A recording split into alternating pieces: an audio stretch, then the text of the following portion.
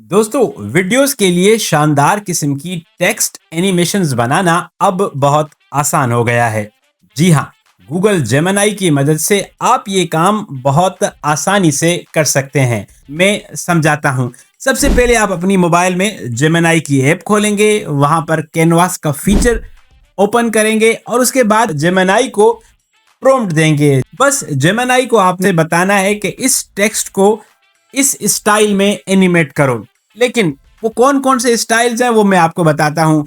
जैसे कि काइनेटिक है, टाइपराइटर है, ग्लो इफेक्ट है। इस तरह के और बहुत सारे इफेक्ट हैं जो आप एनिमेशन के लिए यूज कर सकते हैं। अगर आपको नहीं पता कि कौन सा स्टाइल अच्छा लगेगा तो बेहतर यह है कि आप जेमिनी को बताएं कि मैं इस चीज के लिए ये वीडियो बना रहा हूं, तो मुझे इसके लिए टेक्स्ट एनिमेशन चाहिए। बताओ कौन सी एनिमेशन बेहतर रहेगी। एक दफा जब आपकी एनिमेशन तैयार हो जाए तो सिंपली उसको स्क्रीन रिकॉर्ड करें, वीडियो को क्रॉप करें और अपनी मेन वीडियो में उसको आप शानदार तरीके से इस्तेमाल कर सकते हैं। एआई को आसान अल्फाज में समझने के लिए उर्दू एआई को फॉलो करते रहें।